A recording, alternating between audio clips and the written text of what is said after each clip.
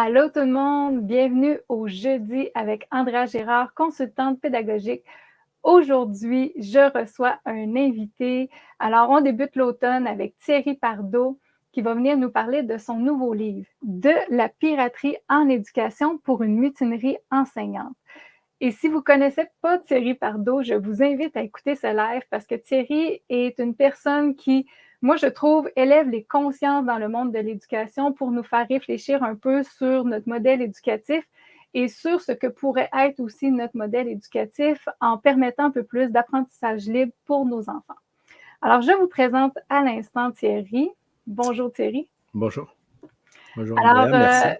je vais te laisser te présenter un petit peu pour que les gens connaissent un peu Thierry Pardo. Comme on parlait justement tantôt, il y a certaines personnes dans le monde de l'école à la maison qui connaissent très bien Thierry parce que des fois, tu interviens aussi au niveau de l'AQEC pour le Québec, l'Association québécoise d'éducation à domicile.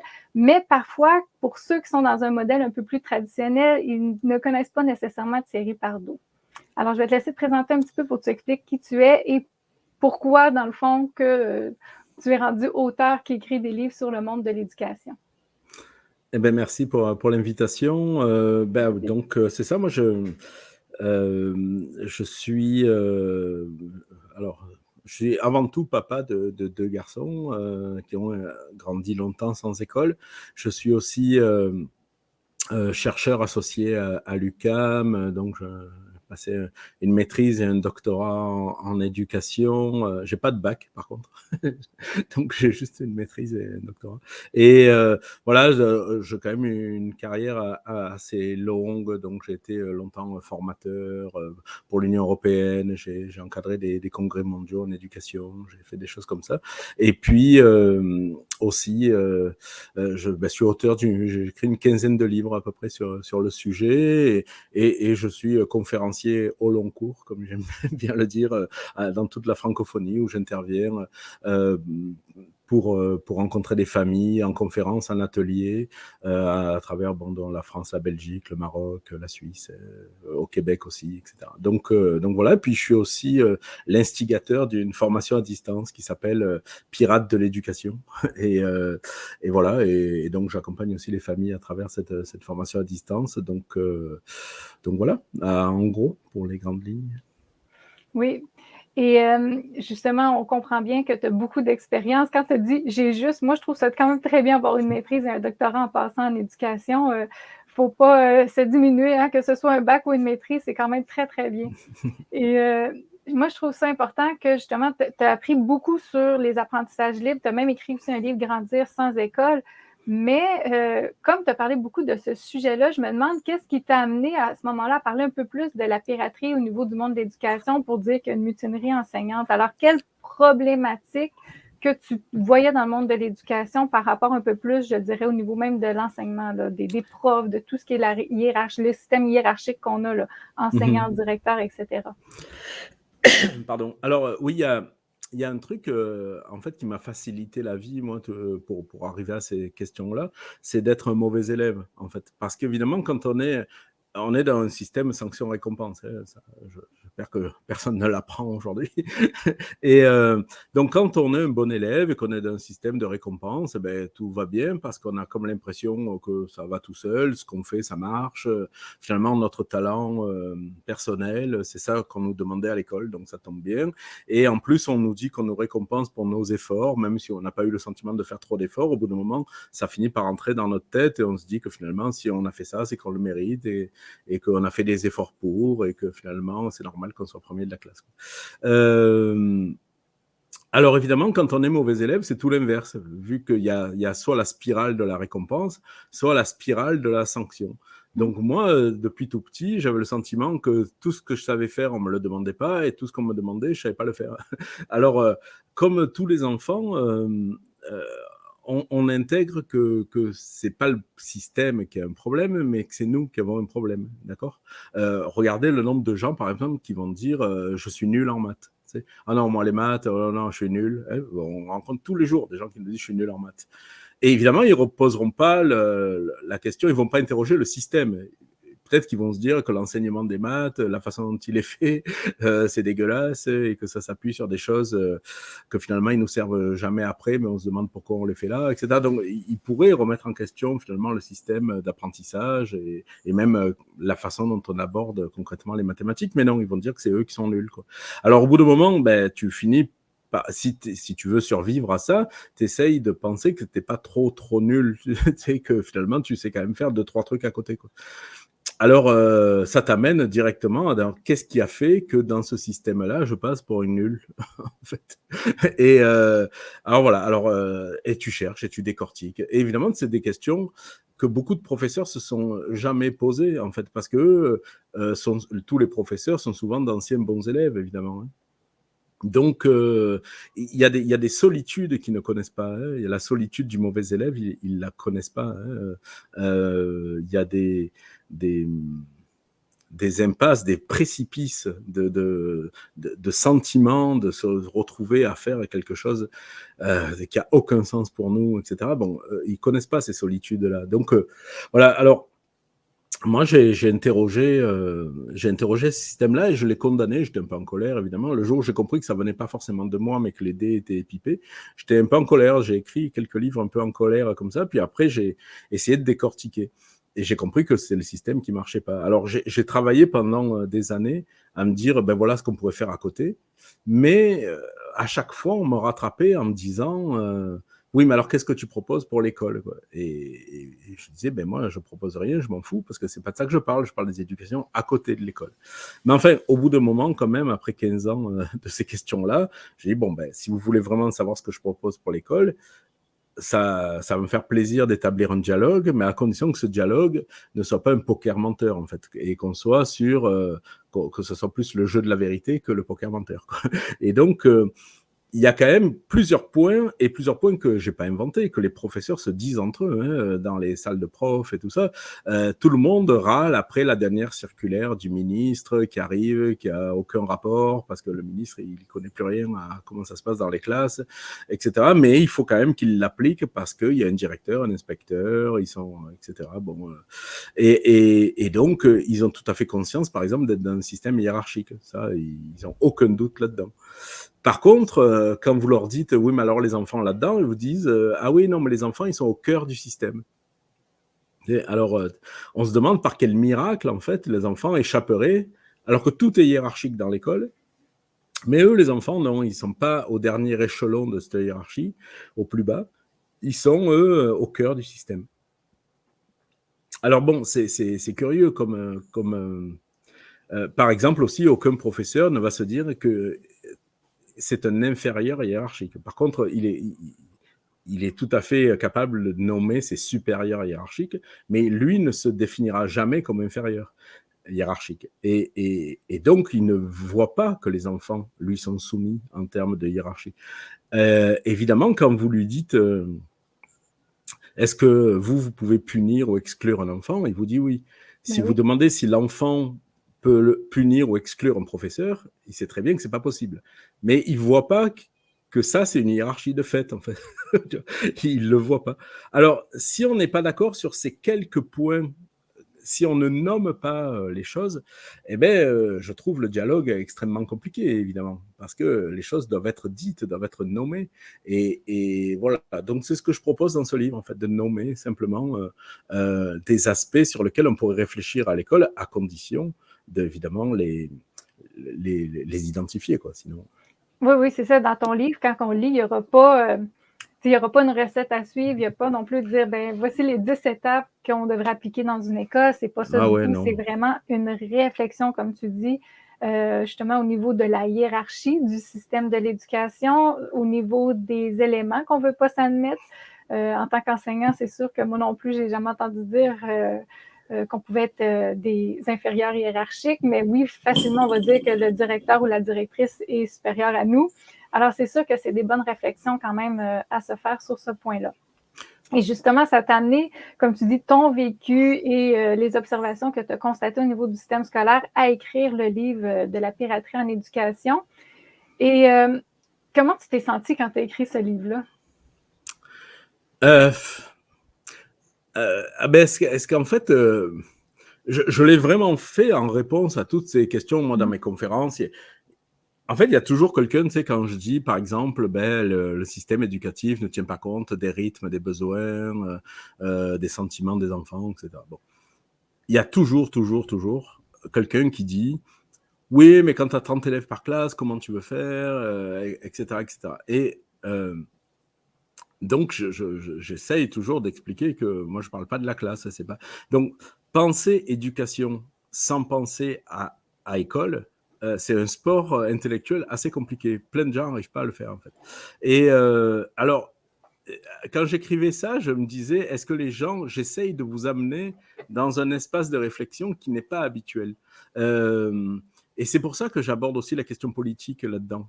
Par exemple, bon, si on prend des grandes familles de pensée politique, droite-gauche, là, pour faire très court, évidemment, souvent, la pensée, les profs sont souvent de gauche, et sont souvent, bon, il y a toujours quelque chose qui est lié au service public, au partage, à l'école pour tous, l'école de la réussite pour tous, l'école de l'égalité des chances, bon, ce genre de choses.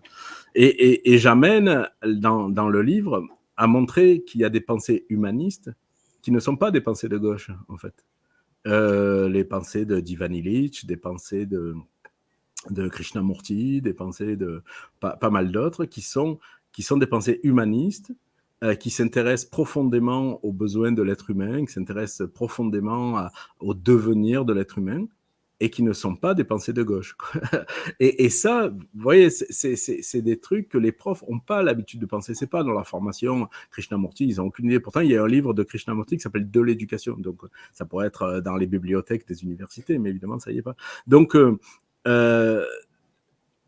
alors voilà, il y a des pas de côté, voilà, à faire dans cette et c'est ces pas de côté que je propose. Et une fois qu'on a fait un peu ce tour, qu'on a cette culture autour d'une pensée large et humaniste sur l'éducation, alors voilà, là on peut entamer un débat. Et là on peut dire, mais tant que ce pas de côté n'est pas fait, alors tout en écrivant ce livre, je me demandais, est-ce que je vais être capable d'amener les gens à faire ce pas de côté? Voilà, est-ce que ce livre va être audible auprès des gens qui sont embourbés dans leur gestion, en fait, gestion de classe, de temps, de groupe, de calendrier, de parents, etc. Ils sont embourbés dans des questions de gestion.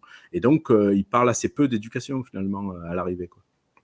Donc, voilà. Donc, j'ai essayé de dire aux profs, sortez 3 minutes la tête de l'eau de votre gestion du quotidien et essayons de poser des questions éducatives, en fait. Voilà. Et par exemple, je pose aussi la question, je parlais de la hiérarchie, mais on voit que cette hiérarchie s'applique jusqu'à, par exemple, il est la scène où un enfant, je parle jamais d'élève, je parle d'enfant toujours, est-ce qu'un enfant et un professeur arriverait, un enseignant, dans le bureau du directeur, et là, le directeur dira à l'enseignant, bon ben voilà, j'aimerais que vous vous excusiez auprès de l'enfant pour vos actes et pour les mots que vous avez dit, etc. Vous voyez, ça, c'est quelque chose qui n'est pas du tout envisageable dans peu importe l'école. Et peu importe le sujet, peu importe l'enfant, peu importe l'adulte. Donc, c'est négatif, ça n'existera jamais. Or, dans la vie, en fait, tu sais, si je te dis, on part en vacances pendant 3 mois, on va traverser l'Europe. Et alors voilà, par contre, dès qu'il y a un conflit, s'il y a le moindre désaccord entre nous, tu n'oublies pas, c'est moi qui ai raison. C'est sûr que jamais tu vas venir. Tu vois ce que je veux dire? Parce que je ne veux pas de ce genre de relation. C'est une relation de soumission, en fait. Et pourtant, même dans des campagnes de violence conjugale, on en parle de ne pas embarquer dans des relations comme ça, que tout le monde est égalitaire, on a droit chacun à nos opinions, mais pourtant, on est éduqué à l'enfance, un peu à la soumission quand même. Oui. On va se le dire, c'est quand même ça. Là. Mais tu as quand même des cours obligatoires sur le consentement, tu vois. C'est ça. Et voilà. Et donc, finalement, dire, voilà, tu vas rentrer dans un lieu pendant 15 ans de ta vie où, quoi qu'il arrive, les adultes auront raison. En cas de conflit, tu n'as aucune chance d'avoir le dernier mot. Tu vois, c'est maladif, ça, en fait. Et c'est systémique, tu sais, pour reprendre des mots à la mode. C'est systémique, en fait.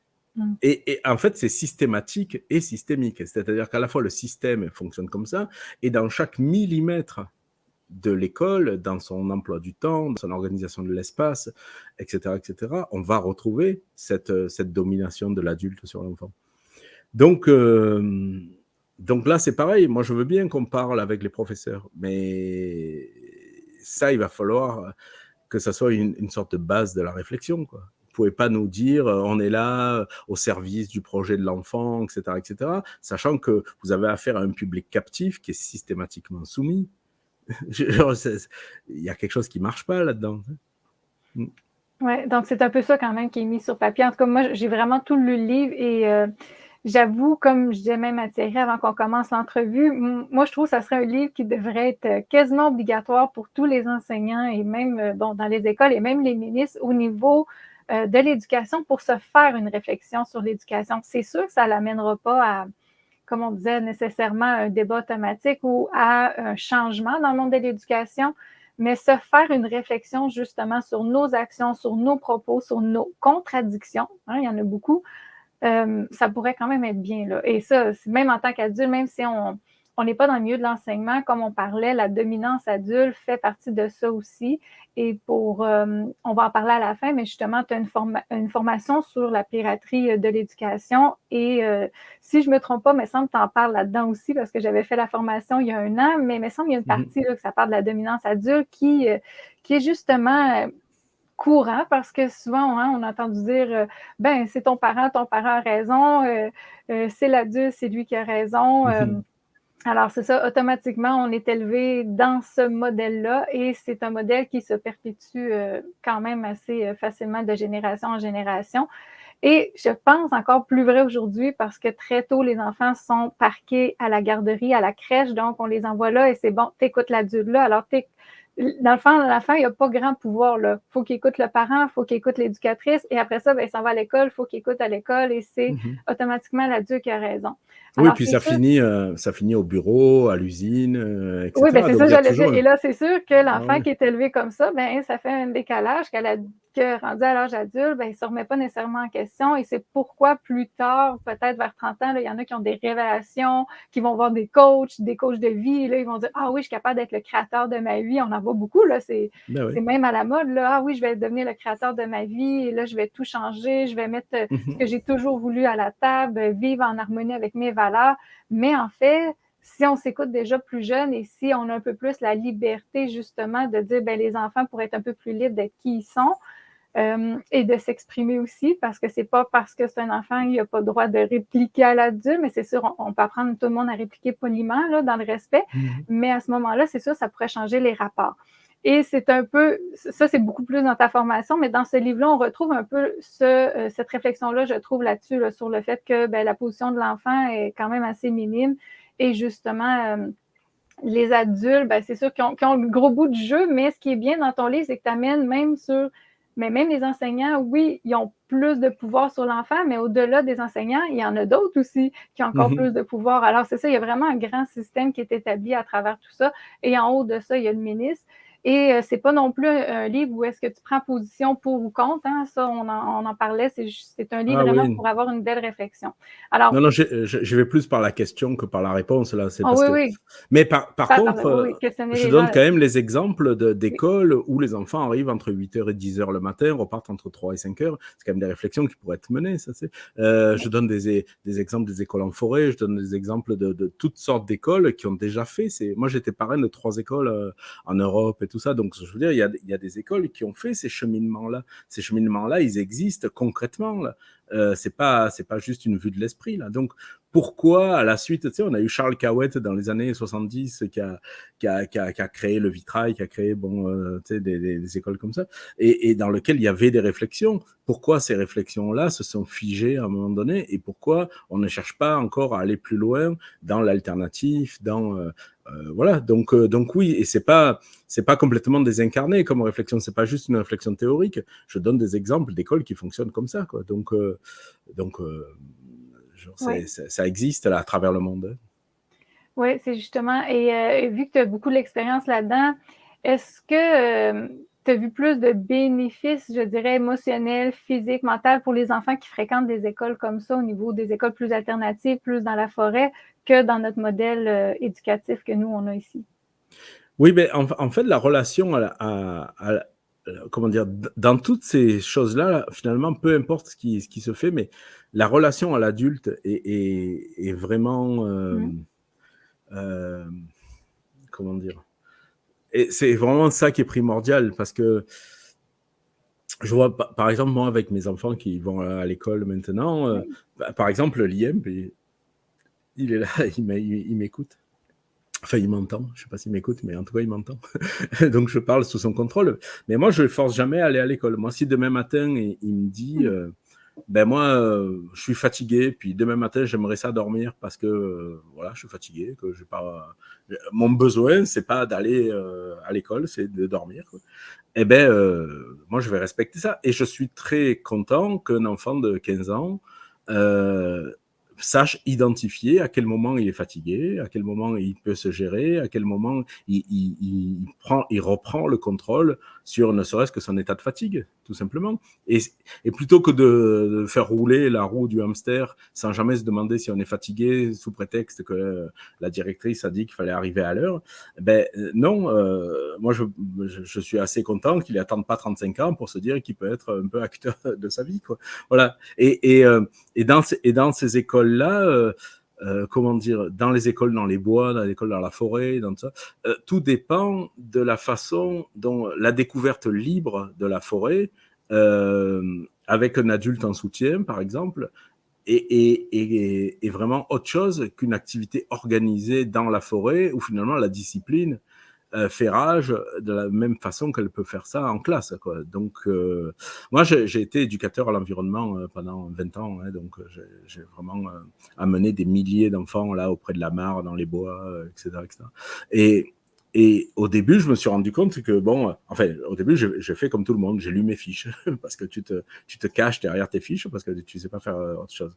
Donc, j'avais mon contenu, je voulais que ça passe. Les profs, finalement, j'accompagnais des classes, les profs étaient contents parce qu'ils se disaient, bon, ben voilà, tout s'est passé comme prévu.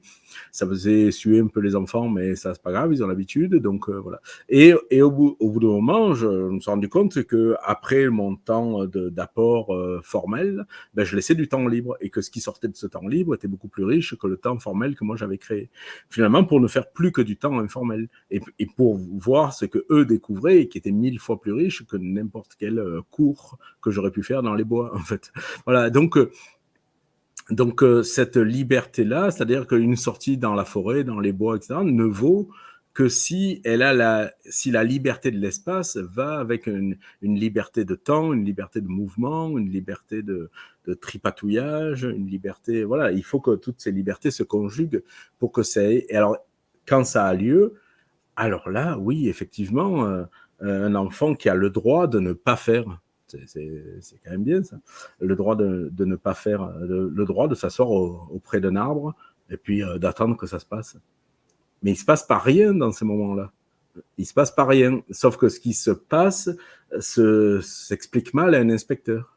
Mais il ne se passe pas rien. Et donc, cette réappropriation de son temps, de son espace, de son activité, de son rythme, oui, évidemment, ça ne peut avoir que des effets bénéfiques à la fois sur l'enfant d'un point de vue physique, d'un point de vue émotionnel, d'un point de vue spirituel, mais aussi d'un point de vue philosophique, parce qu'un enfant qui pendant un temps a fait ce qu'il a voulu, sans être interrogé, en fait, sans devoir se justifier, sans devoir mettre ça dans un planning et de devoir expliquer où il en est de ses objectifs qui ne sont jamais les siens, mais en fait, je veux dire qu'on lui fait croire que c'est les siens, etc.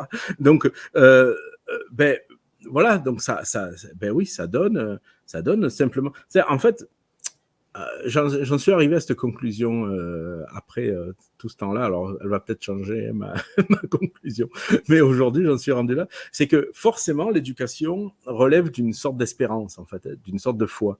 Forcément, dans l'éducation, il y a quelque chose qui peu ou prou est tourné vers l'avenir, en fait, parce que sinon, on ne parle pas d'éducation. Alors, en quoi est-ce qu'on a foi, en fait, tout simplement? Et je l'écrivais aujourd'hui, puis je suis vraiment convaincu que la scission et la base de la réflexion pourrait être là.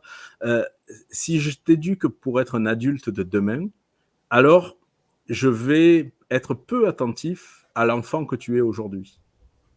La foi que je place, elle est dans l'avenir, elle est dans demain. Mais si je t'éduque pour l'enfant que tu es aujourd'hui, alors là, d'un coup, évidemment, ton rythme, tout ça, m'apparaissent comme important, en fait. Et ça n'a pas du tout... En fait, c'est en faisant des choix qu'on apprend à faire des choix, c'est en aménageant son temps qu'on apprend à aménager son temps, c'est en étant libre qu'on apprend à être libre. Et donc, si je place ma foi dans l'enfant d'aujourd'hui plutôt que dans l'adulte de demain, j'ai des éducations qui sont diamétralement opposées, quoi. Et par exemple, quand mon fils arrive en retard à l'école, il s'est fait engueuler par la directrice, machin. En fait, l'enfant, normalement, il devrait arriver à, je sais pas quelle heure, 8h, il arrive à 9h, mettons. L'adulte, la directrice, pourrait se réjouir, en fait, et dire « Waouh, je vois que tu as pris en compte tes besoins physiologiques et que ça va pas t'empêcher d'avancer dans ton travail, tout ça, mais au moins, quand tu arrives, tu es en forme, tu es prêt, tu as pris le temps de déjeuner, et au moment où tu arrives, eh ben, je vois que tu sais déjà te gérer, quoi. » Tu vois, parce que tu as dormi en fonction de tes besoins. Mais évidemment, le discours est complètement l'inverse. Elle dit, oui, tu arrives en retard, c'est un manque de respect pour ton professeur, etc., etc. Tu vois. Donc, elle voit ça comme de la fête. Et elle lui dit, et est-ce que tu crois que toute ta vie, quand tu vas aller à tantôt pour ma l'usine... question, oui. C'est ça. Est-ce qu'il y en a qui t'ont déjà dit ça? Oui, mais si tu permets à ton enfant de ne pas se lever le matin pour pas aller à l'école, est-ce que les gens vont te dire justement, oui, mais quand il va être adulte et qu'il va devoir travailler, il ne pourra pas faire ça? Bon, mais tu vois, l'IM, là, qui arrive systématiquement en retard à l'école, il va en avoir marre que je parle de lui, et a travaillé 3 semaines cet été d'un camp de jour, et il n'est pas arrivé une seule fois en retard. Pas une seule fois. Donc, en fait, ça n'a aucun... En plus, dire ça à un enfant, sachant que on n'a aucune idée de la vie qu'il va avoir ni du monde dans lequel il va vivre. Aujourd'hui, il y a la moitié des gens qui travaillent ils travaillent de la maison, un peu avec Covid et tout ça, là, mais avant ça, je veux dire, il y a au moins la moitié des travailleurs qui travaillent de la maison. Moi, j'ai pas de patron, j'ai pas d'horaire, mais ma conjointe a un patron, mais n'a pas d'horaire, etc., à part sur des événements particuliers. Donc, je veux dire, des gens qui travaillent de 9 à 5, etc., je comprends que dans les écoles, ils en sont là, mais il n'y a plus beaucoup d'endroits où ils en sont là, finalement. Donc ce discours-là, tu ne seras pas apte à être l'adulte de demain si tu n'es pas déjà tu vois, l'enfant que je voudrais que tu sois. C'est un discours moisi, en fait. Il est moisi, ce discours-là, quoi. Alors que le discours qui est de dire « Waouh, tu es capable de te gérer et de comprendre à quel moment tu dois dormir et à quel moment tu peux travailler », eh ben, moi, je trouve ça beaucoup plus salvateur et beaucoup plus prometteur pour l'avenir, en fait. Oui, ben moi, je trouve que si on se préoccupe déjà de ça dans le moment présent, ben ça va peut-être éviter qu'à l'âge adulte, ce soit des adultes justement qui soient toujours en burn-out, en dépression, parce qu'on ne leur a pas appris non plus à reconnaître leurs signes et à se permettre de les accepter, les signes de fatigue, les signes d'épuisement et d'arrêter quand c'est le temps. Ouais. Tu sais, mon autre enfant, Ikem, dernière fois, on arrive en vélo à l'école, évidemment en retard, mais on arrive en vélo à l'école et Ikem descend de son vélo, puis là, il avait la tête qui tournait, il n'avait pas déjeuné, puis du coup, il s'est assis sur la marche. Bon, bref, il a fallu qu'il mange quelque chose avant d'aller en classe parce qu'il était pas bien, quoi. Et là, le directeur lui dit bon, mais tu vois, Ikem, il y a une leçon à apprendre de ça. Et évidemment, dans sa tête à lui, il voulait dire il faut te lever assez tôt pour que tu aies le temps de déjeuner, que tu ne viennes pas là. Et alors, je dis à Ikem, oui, le directeur a raison. Il y a une leçon à apprendre de ça. La leçon, c'est que non seulement c'est de ne pas te faire violence au niveau de tes besoins de sommeil, mais en plus de ne pas te faire violence sur tes besoins d'appétit. C'est-à-dire que tu vas te lever quand tu auras plus sommeil et tu vas manger quand tu auras faim. Et quand tu auras et plus sommeil et plus faim, tu pourras venir apprendre des choses à l'école. Mais sinon, donc en fait, ce que demande ton directeur, c'est que non seulement tu te fasses violence pour te lever, mais en plus que tu te fasses violence pour manger quand tu n'as pas faim, quoi. Donc tu dois te réveiller quand tu as sommeil et manger quand tu n'as pas faim. Et ça, c'est ce qu'on appelle être une bonne éducation. Tu vois ce que je veux dire? Donc, moi, c'est une réflexion que je m'étais faite même en maternelle. Hein. Ah ouais, maternelle, maternelle, je ne comprenais pas. Et à l'époque, c'était une religieuse qui m'avait enseigné. Et ce que je ne comprenais pas, c'est qu'on était en jeu libre et à un moment donné, elle nous arrêtait. Et elle disait, bon, venez à la table, c'est l'heure de la collation. Mais j'avais pas faim. Là. Moi, j'avais bien déjeuné, puis j'étais correcte. Là, j'allais jusqu'au dîner. Et je me souviens que c'était obligatoire de s'asseoir et c'était obligatoire de goûter. Et Ouais, je suis pas une goûteuse. Je suis pas quelqu'un, moi, qui. Je sais que toi, t'es un peu plus. Tu sais, t'aimes ça, là, manger, tout ça. Mais moi, la nourriture, pas tant. Je suis pas quelqu'un qui est passionné. Et j'avais trouvé ça vraiment. Ma maternelle, je l'ai trouvé difficile pour ça, d'être ah ouais, c'est ça. obligée. Ben oui, moi, j'avais toujours été à la maison. Je n'avais pas été à la garderie. Donc, c'était tellement plaisant d'être à maternelle, rencontrer du monde, jouer avec des amis. Il y a toutes les fois qu'on commençait, c'était pas long, là, on faisait peut-être 30 minutes de jeu.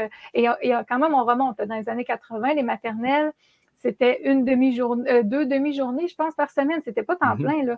Ah C'est ouais. pour ça. Alors, moi, je voulais vraiment profiter de mon 2 heures que j'avais à l'école. Je voulais jouer et là-dedans, ben, c'était coupé pendant une demi-heure qu'il fallait aller manger à la Ouais, table. c'est ça. Puis il y Oui. avait les berlingots de lait à l'époque. Genre, j'aimais pas non plus le lait beaucoup. Donc là, je trouvais ça tellement difficile. Ah ouais. Moi, pour moi, ça a été pénible le fait d'être obligée de manger en Alors maternelle. que Et t'as j'en pas parle fait même dans mal. ma formation, moi aussi. C'est ça, c'est ma formation en ligne. J'en parle à quel point c'est ça. Ben oui. C'est un peu. On oublie vraiment, on est très programmé à oublier nos besoins très tôt dans le système Ouais, d'éducation. ouais, c'est ça. Et on te fait croire que c'est toi qui. Moi, tu vois, toute ma scolarité, et puis c'est encore aujourd'hui, en tant que, tu vois, à 50 ans, c'est encore pareil. C'est que Oui, moi, j'ai pas très faim le matin, mais j'ai faim vers 11 heures, tu vois, du coup, je mangeais pas le matin. Et à 11 heures, ben, je me cachais pour manger en classe parce qu'on n'avait pas le droit, tu vois. Alors, tu sais, je prenais des trucs, tu sais, je découpais sous la table, je mangeais quand le prof, il tournait le dos, etc. Et quand je me faisais attraper, parce que ça arrivait régulièrement que je me fasse attraper, euh, on me disait, ah, mais t'avais qu'à déjeuner, tu sais. Mais ta gueule, tu vois, j'avais pas fait, tu vois. Et quand j'étais en vacances et que je piquais des trucs à 11 heures dans la casserole de ma grand-mère, tout ça, elle me disait, hey, mange pas à 11 heures, t'auras plus faim à midi. Tu sais. Et c'est écrit à quelle page de la Bible qu'il faut avoir faim à midi, tu vois, je oui, veux dire. Bref, toutes ces choses-là, et ça, c'est physiologique, tu sais, je faisais pas ça pour embêter le monde, je faisais pas ça pour être anarchiste ou je sais pas quoi, c'est physiologique, quoi. C'est juste que certaines personnes vont trouver évidente de respecter ce besoin physiologique et d'autres personnes vont trouver évident de ne pas les respecter. Mais ça, effectivement, jusqu'à quel âge? Parce que tu arrives à un moment où tu te rends compte que ça fait des oui. années que tu ne te respectes pas. Quoi. Et donc, tu sais, le fait d'être... puis, tu sais, un sujet, par exemple, évidemment, je ne suis pas le mieux placé pour en parler, mais par exemple, tu sais, des règles douloureuses pour les femmes, etc. Là, qu'est-ce que ça veut dire d'aller à 8 heures du matin dans un bureau de comptabilité pour se concentrer sur des chiffres en répondant au téléphone alors que tu veux mourir là, tu vois ce que je veux dire. Ça n'a aucun sens. Cette négation du corps, en fait, n'a aucun sens, en fait. Et enfin, je ne comprends pas une éducation qui ne serait pas tournée vers cette acceptation, cette connaissance, cette compréhension, cette façon de jongler avec son corps et tout en étant efficace. Puis il y a des jours, tu as mal aux dents, il y a des jours, enfin, tu vois, il y a des jours, c'est pas le jour, quoi. Voilà, c'est aussi bête que ça. Par contre, il y a des moments, il y a des gens, ils travaillent mieux la nuit. Bon, ben, qui travaillent la nuit. Il y a des gens qui, tu vois, etc., etc. Donc ça, ces questions-là, là, si elles ne sont pas posées par les professeurs, parce que bon, ben, l'heure, c'est l'heure, etc., alors, alors de quoi parle-t-on, en fait? Puis, tu vois, il y a aussi, j'ai eu une discussion il n'y a pas longtemps, parce qu'en France, j'étais en France, là, je suis allé dans, tous mes amis sont dans des centres de vacances, et ça. Et alors, sur les centres de vacances, gros centres de vacances, 250 lits, 500 repas par jour, grosse cuisine, tu vois, donc, bon, voilà. Un jour, on a décidé que réveiller un enfant l'été, tu vois, à 8 heures du matin pour aller le foutre sur un cheval, c'était une bêtise, quoi. Tu vois, parce que finalement, il n'était pas en forme et qu'il allait tomber, qu'il ne prenait pas plaisir, etc. Donc, on a décidé qu'on laisserait les enfants dormir autant qu'ils veulent, parce qu'un enfant qui dort, ce n'est pas un fainéant, c'est un enfant qui a sommeil. Quoi. Et, mais tu vois, au début, tout le monde a dit, oui, mais alors comment on fait pour les déjeuners, la cuisine, et comment Oui, ça c'est ça. marche, etc., etc. Et ça, c'est des questions de gestion, mais ça, c'est de la technicalité. Et finalement, tu vois, sur ce centre-là, là où j'ai encore mes amis, ça fait 20 ans que ça fonctionne comme ça. Ah Et ouais. la réponse était de dire, mais si tu as un enfant qui se réveille plus tard, sur les 250, tu sais, genre, on sait gérer un enfant, tu sais, c'est pas un problème, il y a toujours quelqu'un pour lui donner un fruit, quelque chose qui déjeune, tu vois, et l'amener sur l'activité après. S'il y a 10 enfants qui se lèvent comme ça, eh ben on sait gérer, c'est un groupe de 10, on sait gérer des groupes, tu vois. donc finalement, ça ne pose jamais problème. Il y a aucun cas où ça pose problème, jamais. Et moi, quand j'ai embauché mes cuisiniers après tout ça, je leur disais, ben voilà, nous, la priorité de la réflexion, c'est les besoins de l'enfant, dont dormir, par exemple. Donc, toute l'équipe technique s'adapte aux besoins des enfants et non pas les besoins des enfants qui s'adaptent à l'horaire de l'équipe technique. Quoi. Voilà. Si tu n'es pas prêt à avoir cette réflexion-là, on ne pourra pas travailler ensemble. Et tous les cuisiniers, j'ai eu 14 cuisiniers que j'avais embauchés, tous les cuisiniers se sont arrangés. Alors, on a aménagé des trucs, des petites cuisines annexes, des machins. Oui, ça prend un peu d'aménagement, mais très peu. C'est dérisoire ce que ça prend d'aménagement pour le respect de ces libertés-là. Quoi. Donc ça se fait, ça se fait. Et le vieux truc est de dire oui, mais si tous les enfants, ça n'existe pas, voilà, ça n'existe pas.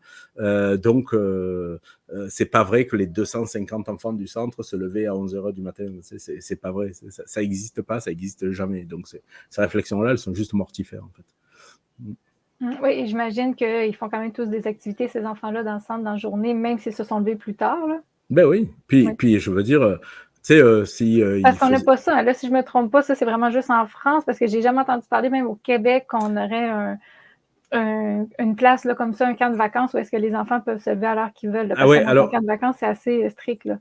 Alors, c'est très intéressant ce que tu dis, parce que, tu vois, c'est ça qui est complètement fou, c'est qu'au Québec, la question n'existe pas. OK. Tu vois, c'est-à-dire que c'est ça, j'ai jamais entendu parler de ça, moi. En fait, il n'y a pas de réponse à ça. Enfin, si, la réponse, c'est on les réveille, les enfants.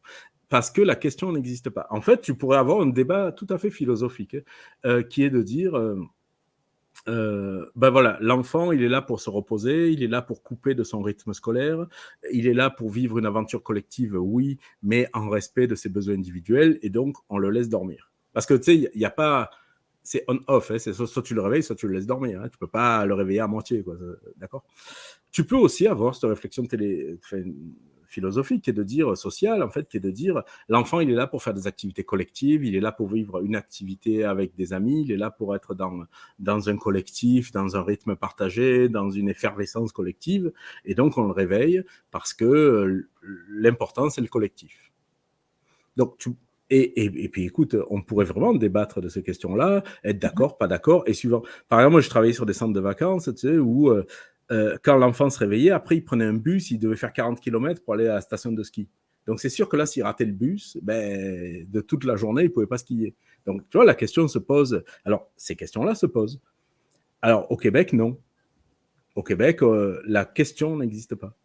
On réveille tous les enfants, that's it, that's all, partout au Québec, sans même que la question puisse trouver des nuances de questionnement et des nuances de réponse, en fait. Donc, et alors, pour revenir aux écoles, c'est exactement la même chose. C'est-à-dire que moi, ce que j'essaie d'amener dans mon livre, ce sont ces questions qui n'existent pas, en fait. Alors que c'est des questions, à mon sens, tout à fait légitimes, mais c'est des questions qui n'existent pas. Et c'est incroyable, en fait. Est-ce que toi, qui as parcouru quand même différents endroits, je dirais, dans le monde pour l'éducation, est-ce que tu trouves qu'au Québec, on est la place la plus fermée au niveau du système d'éducation pour, je dirais, garder l'aspect plus traditionnel et qu'on est plus rigide? Alors, c'est que la rigidité québécoise, elle est... Il y a une forme de rigidité, mais qui est quand même prise dans une forme de souplesse aussi. C'est-à-dire que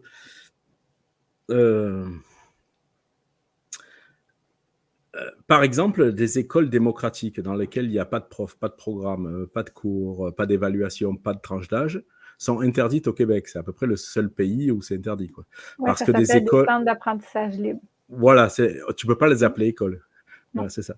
Alors que au Liban, en Égypte, il y en a partout dans le monde. Tu vois. Donc, mais voilà, au Québec, ça... Alors, tu vois, là, il y a cette rigidité-là. Après, ce qu'il va y avoir de positif au Québec, c'est qu'on va travailler beaucoup sur l'expression, sur les émotions, sur le respect. Sauf que ça, c'est une sorte d'exigence de forme qui rend les choses... c'est-à-dire que l'erreur de forme est impardonnable au Québec. Ce qui fait qu'il y a des questions de fond qui échappent. Parce que la forme ne permet pas d'interroger le fond. Tu vois, un exemple concret par rapport à ça, à un moment donné, à l'école où étaient mes enfants, là, où était l'IM, ils avaient mis tous les enfants assis par terre et puis tous les professeurs assis sur des chaises autour, tu vois, et ils interrogeaient sur le vivre ensemble, tu vois, se demandaient comment ils allaient gérer le vivre ensemble étant le nouveau nom de discipline. Mais il n'y a plus de discipline dans les écoles, il n'y a plus que du vivre ensemble. Alors, tu vois, elle est là, il y a une souplesse, tu vois, québécoise, on va parler de vivre ensemble. Mais sur la forme, ça reste de la discipline, tu vois, concrètement. Tu vois. Et, alors, les enfants disaient, oui, ben, si un enfant ne fait pas ce qu'il faut, il pourrait être davantage puni, ou, etc., etc. Puis, tu vois, l'IM dit, là, depuis tout à l'heure, vous parlez de punitions, mais si je comprends, ça concernera toujours que les enfants, les punitions, ça, jamais les adultes. Quoi. Question légitime, tu vois. Alors, voilà où est à la fois la souplesse et où est la dureté du système québécois. C'est que le directeur dit à l'IM, merci l'IM pour cette intervention. Une autre question? Voilà toute la souplesse et toute la dureté du système québécois. Oui, puis j'allais dire justement, oui, on va dire qu'on parle plus peut-être d'émotions au Québec, mais est-ce qu'ils ont le droit vraiment de les vivre? Est-ce qu'un enfant va dire, moi, je me sens vraiment triste aujourd'hui, je fais rien à l'école? Parce Non, que mais c'est ça. Non, il a le droit de le vivre dans le cadre du cours, si tu veux. c'est C'est ça. toujours ça. Voilà, c'est ça. Donc, si tu veux, il y a vraiment quelque chose de plus doux, tu vois. En France, on va être encore plus sur, et je parle dans le Maghreb et tout ça, avec la règle sur les doigts et le prof en blouse et la discipline à l'ancienne. Mais si tu veux, l'ennemi est plus facilement identifiable. Tu vois. Alors que au Québec, tu vois, je te prends un truc, alors je vais me faire, s'il y a des enseignants qui nous écoutent, ils vont me hurler. Par exemple, la notion de projet, tu vois. La notion de projet, c'est quelque chose, tu vois, a priori, nous, on peut avoir, en tant qu'adultes, des projets de voyage, des projets de famille, des projets d'enfants, des projets de maison. Mais évidemment, on n'est jamais obligé de faire un projet. Tu n'es pas obligé d'avoir un projet de maison ou un projet de voyage. Et ce projet-là, tu peux débarquer à chaque fois que tu as envie de débarquer. Alors, à l'école, ils ont repris ce mot-là de projet. Et alors, ils te disent que les enfants peuvent faire leur projet. Alors, ça sonne doux comme ça. En fait, concrètement, ils doivent faire leur projet. Ils ne peuvent pas ne pas faire de projet. La méthodologie est imposée. Et tu vois, la logique de projet, ce qui se passe, et les chargés de projet, c'est la même chose, hein, dans les milieux associatifs, ou tout ça, c'est que finalement, tu as toutes les responsabilités et aucun pouvoir. Ça veut dire dans le projet que va faire l'enfant à l'école, il n'a pas la possession du calendrier, il n'a pas la possession des moyens, il n'a pas la possession du résultat à fournir, il n'a pas tout ça. Par contre, il a une obligation de fournir quelque chose dans les temps, en ayant suivi la méthodologie qu'on lui a imposée, etc., etc. Donc, il a toutes les responsabilités et aucun pouvoir. Alors, évidemment, si je te dis, chez nous, les enfants peuvent faire leur projet, waouh, tu te dis, c'est génial, la pédagogie de projet. Sauf qu'en fait, c'est devenu la nouvelle hiérarchie. Oui. C'est-à-dire que quand tu veux créer une école, le ministère va inspecter ton projet d'école. Quand tu veux aller faire des activités, un projet de sortie, on va valider ton projet. Enfin, le projet est devenu la nouvelle façon de valider, d'exercer une hiérarchie, en fait. Et la hiérarchie dans les écoles alternatives s'exerce par le projet sur l'enfant, en fait. Et même au niveau de l'école à la maison, là, l'ADM Ouais. maintenant, donc la direction de l'école à la maison pour le Québec, là, la direction de l'enseignement à la maison, justement exige ça. Là. Il parle beaucoup de projets, il faut qu'on mette un projet, idéalement, faites des projets. Donc, oui. Exactement, c'est-à-dire que c'est devenu la nouvelle hiérarchie, en fait. Ouais. Voilà. Alors, voilà encore un exemple, si tu veux, qui est à la fois fait a priori de douceur, mais qui n'a rien enlevé à la discipline, à la hiérarchie, à l'exigence, à la sanction, etc., etc. C'est-à-dire, on est dans le même système, sauf que on n'est pas équipé, et c'est ça qui est compliqué, pour se battre contre des idées positives. Voilà, c'est-à-dire qu'à partir du moment où on ne peut plus nommer la pression, l'oppression qui est mise sur les familles, qui est mise sur les enfants, alors va te battre contre une pédagogie de projet. Tu vois, va te battre contre du vivre ensemble. Évidemment, le vivre ensemble, tu vois, j'ai une lettre là du directeur de l'école de mes enfants qui dit dans le cadre du vivre ensemble, les enfants ont décidé en conseil d'enfants que désormais les enfants marcheraient en rang et en silence. What the fuck, tu vois, les enfants ont décidé que ça leur ferait plaisir de marcher en rang et en silence. Ouais. Voilà. Donc, ça veut dire que tout simplement, c'est le nouveau nom de la hiérarchie, en fait, c'est toutes ces choses-là, et du pouvoir, en fait, et de l'exercice du pouvoir. Voilà, alors c'est ça qui est compliqué à combattre, en fait, au Québec, c'est que beaucoup de parents adhèrent, tu vois, alors pareil, alors c'est pas des parents, hein, ce sont des co-éducateurs, tu vois. Au bout de la 17e réunion, tu auras le droit de choisir la couleur du ballon, là, tu vois, genre, mais c'est ça. Mais t'es un co-éducateur. Mais moi, quand j'ai écrit, que je leur dis, ben, ça tombe bien, parce que c'est un peu ma spécialité, puis en plus, j'ai du temps. Donc, si je suis co-éducateur, je viens quand vous voulez. Mais ils me répondent même pas. En fait, ils veulent pas que je vienne. Tu vois. Donc, t'es pas co-éducateur. Encore une fois, c'est du flan, ce truc-là. Donc, mais c'est compliqué parce que qui peut être contre la co-éducation, tu sais, voilà. Alors, on a mis des mots, mais ça, c'est hérité du management d'entreprise.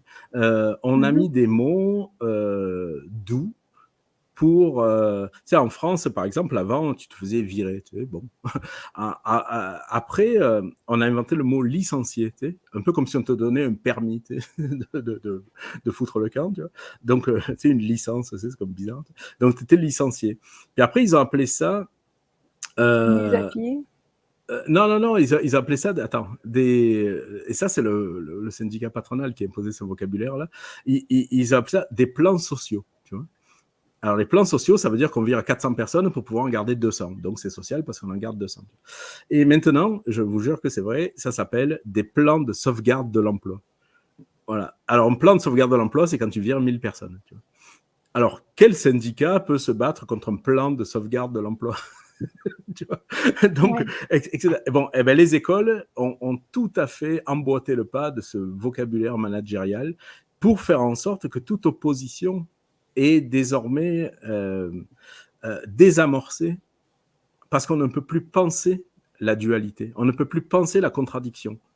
Voilà, c'est-à-dire qu'il y a des objectifs d'apprentissage, il y a des objectifs d'enseignement. Enfin, c'est même pas des objectifs, c'est qu'il y a des choses qu'on peut faire dans l'intérêt de l'apprentissage et des choses qu'on peut faire dans l'intérêt de l'enseignement. Par exemple, arriver à l'heure, on comprend tout à fait l'intérêt que ça a dans l'enseignement. Parce que le prof, il préfère que tout le monde soit là au moment où il commence son cours. Mais dans l'apprentissage, ça veut dire que tous les enfants, on les a réveillés à la même heure, alors que dedans, il y a des gens qui auraient eu besoin de dormir plus. Ou des gens qui auraient peut-être besoin que ça commence plus tôt aussi. Donc, ce que je veux dire, c'est que, voilà, donc dans l'intérêt de l'apprentissage, ça n'a aucun sens, mais ça correspond aux besoins de l'enseignement. Donc là, c'est des intérêts contradictoires. À partir du moment où on emploie du vocabulaire qui vous empêche de penser la contradiction, eh ben c'est fini. Il n'y a plus de contradiction. Et moi, je le vois avec les peu de discussions que j'ai avec les parents à droite, à gauche, etc. Ils ne pensent plus la contradiction. Ils n'arrivent plus à envisager qu'on pourrait voir les choses autrement. Et là, alors après, voilà, du coup, la discussion est compliquée, quoi. Eh bien, moi, j'avoue, même ton livre, quand je l'ai lu, il y a des bouts que, mon Dieu, ça m'inspire, moi aussi, quasiment, d'écrire le vécu que moi, j'avais justement quand j'étais enseignante et ce que j'ai vu. Parce que oui, il y a plusieurs situations qu'on voit, mais qu'on n'osera pas nécessairement dénoncer dans l'enseignement. Mais oui, il y a beaucoup, beaucoup de hiérarchie, il y a beaucoup de paperasse, il y a beaucoup des choses qui sont dites sur papier pour que ça paraisse bien, mais dans le concret, c'est pas nécessairement appliqué comme ça, là. Alors, c'est sûr qu'il y a moi, j'appelle ça un système un peu plus manipulatif, hein, que là, s'il y a un peu de manipulation, ça paraît tout beau vu de l'extérieur, mais à l'intérieur, ben, il y a beaucoup de choses qui ne fonctionnent pas nécessairement comme c'est dit sur papier, là. Ben oui, c'est ça. Puis c'est sûr que tout le discours est calibré pour rassurer les parents et de montrer que l'enfant est au cœur du système et tout ça. Mais tout ça, c'est du... Alors, je ne dis pas que c'est que du blabla, mais il y en a quand même beaucoup, quoi. Et donc, tu sais, ce que je veux dire, c'est que demander l'autorisation d'aller pisser, là, tu vois, tu comprends quel genre d'adulte, tu sais, et qu'on te dit que l'école est faite pour responsabiliser les élèves ou je sais pas quoi, tu vois, il y a des choses systématiques, là, et puis il y en a qui ont des cartes de pipi dans le cou. Ah, mais non, mais c'est... Ah ouais. On m'a raconté, parce que, tu sais, on m'en raconte, tu vois, des trucs, c'est que... je connais une école où l'enfant, en dehors des récréations, là, a le droit d'aller aux toilettes 2 fois par semaine. Il a le droit de s'être oublié pendant la récréation. Là, et donc, ben, la troisième, eh ben, il ne peut plus y aller, quoi, par semaine. Mais d'où ça sort, ça? Tu vois, qui ferait ça à un adulte? Où, quand, comment? Ça, je veux Oui. dire. Donc, comment ça peut créer des adultes responsables? Par quel miracle, en fait? Donc, en fait, c'est ça. C'est que moi, je suis tout à fait prêt à dialoguer avec le système éducatif, avec les systèmes éducatifs, avec les écoles, avec tout ça. Mais il faudrait, tu vois, qu'on se mette, tu vois, minimalement d'accord sur quand même 3-4 points, tu vois. Je crois que j'en ai 6 dans mon livre, là, où on dit, bon, voilà, ça, il faut vraiment qu'on se le dise avec les vrais mots, quoi. C'est-à-dire qu'on nomme les choses, qu'on parle de hiérarchie, qu'on parle de pouvoir, qu'on parle d'adultisme, qu'on parle de ces choses-là. Et à partir de là, oui, pas de problème. On va pouvoir engager un dialogue pour voir comment on peut avancer avec ça. Mais tant que ça, c'est pas en place, eh ben, ça crée, voilà, ça crée des impasses, en fait, de dialogue. Et je déplore, hein. Je dis pas qu'il faut remettre en cause tous les matins, il faut réinventer l'eau chaude tous les matins, hein. Je comprends qu'il y a des habitudes, qu'il faut des fonctionnements, qu'il y a des rituels, puis je comprends que tout ne change pas du jour au lendemain, etc. Mais on se retrouve devant cette impasse-là que, comme je disais tout à l'heure, la question n'existe pas. Alors que les profs entre eux s'en parlent, en fait. Les profs entre eux le savent, mais ça ne vient pas sur la place publique, ces choses-là, quoi. Alors voilà. Donc c'est à la fois toute l'impasse et tout l'espoir que je propose dans ce livre-là, en disant c'est comme ça, mais c'est pas écrit nulle part que ça doit rester comme ça. On devrait pouvoir poser ces questions-là, on devrait pouvoir parler de choses qui sont fondamentales, en fait. Les besoins de l'enfant, c'est pas un sujet annexe, là. Tu vois, c'est pas dans les variables, tu vois, à la réunion. Ça devrait être la base de la discussion, en fait. Ouais. Oui. Et pour ceux, justement, qui voudraient, je dirais, se faire une réflexion sur l'éducation, aller un peu plus loin et justement lire ton livre, à quel endroit qui est disponible? Alors, c'est compliqué parce que c'est un livre qui a été édité en France, une maison d'édition, le Être Myriadis en France. Et alors, il est disponible dans les librairies, mais sur commande, en fait. C'est ça qui est. Parce qu'on n'a pas de. C'est une petite maison d'édition, alors ils n'ont pas de distributeur au Québec. Ils sont bien distribués en France, mais sur commande, ça peut se commander dans n'importe quelle librairie, puisque c'est répertorié, il y a un ISBN, évidemment, tout ça. Sinon, après, m'écrire directement, parce que moi, j'en ai quelques-uns, je peux vous les envoyer. Voilà. Alors, ce qu'on fera, c'est qu'on mettra les liens ensemble sous la vidéo pour la rediffusion. Donc, mes vidéos sont toujours en rediffusion sur ma chaîne YouTube dans la section rediffusion des lives ou sur Facebook, mais des fois Facebook, moi je trouve que ça se perd un petit peu, mais c'est toujours spécifié quand c'est une vidéo en rediffusion et les liens seront là pour à ce moment-là soit t'écrire personnellement ou communiquer avec la maison d'édition pour avoir le livre. Oui, ça se fait aussi. Soit vous passez par la librairie, soit vous pouvez passer directement par la maison d'édition qui expédie à l'international, évidemment. Oui. Et sinon, pour ceux qui voudraient aller aussi plus loin avec toi dans tes réflexions sur l'éducation, les apprentissages libres et même l'école à la maison, il y a la formation aussi de la piraterie éducative. Oui, oui, ça c'est une formation qui marche quand même assez bien. Puis les gens, moi ce qui me fait plaisir, c'est que les gens m'écrivent pour me dire qu'ils la suivent en famille, en fait, avec leurs enfants. Et ça, il n'y a rien qui me fait plus plaisir parce que justement,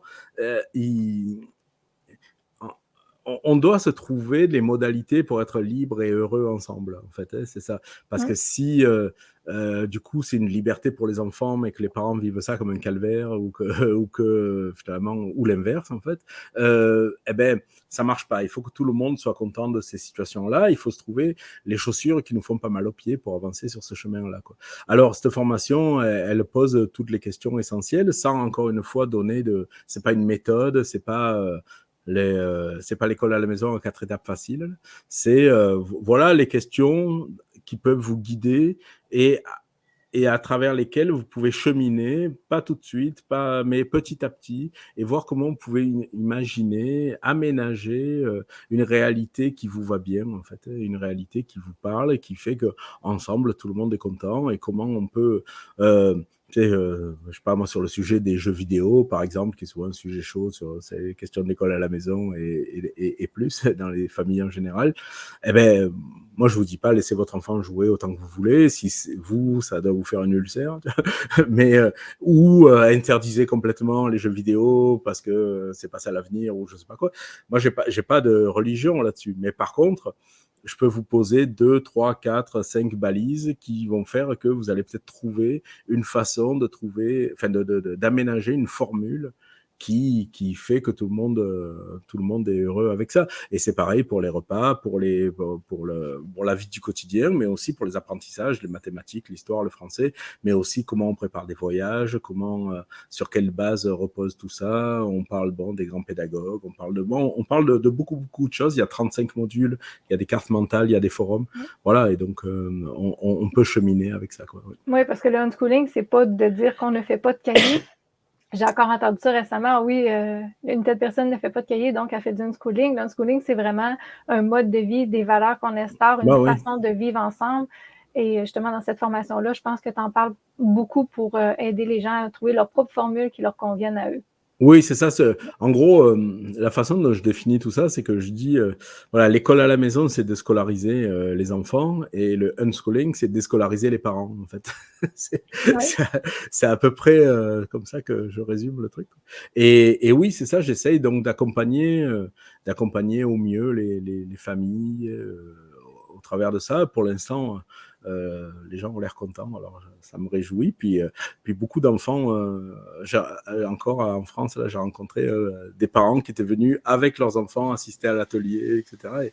Et donc ça me fait plaisir de rencontrer aussi les enfants, parce que voilà, moi je prends pas les enfants pour des idiots, ni les miens ni ceux des autres. Et du coup, ça me fait vraiment plaisir quand des enfants viennent me témoigner de la liberté qu'eux voient dans ces chemins-là, en fait. Voilà, donc je suis très, très content de ce résultat-là auprès des familles, parents et enfants, en fait. Ouais. Oui. Ah oui. Bon, ben c'est parfait. Mais merci beaucoup, en tout cas, Thierry, d'être venu nous présenter ton nouveau livre et d'avoir amené certaines réflexions sur le monde de l'éducation. Eh bien, merci beaucoup. Merci pour l'invitation. Merci. On se retrouve dans quelques instants. Moi puis toi, Thierry. Oui. D'accord? OK. Alors, pour les autres, on va se retrouver dans 2 semaines où est-ce que je vais répondre à vos questions concernant ceux qui sont nouveaux membres de mon groupe, les parents éducateurs de la francophonie mondiale, alors le groupe privé Facebook.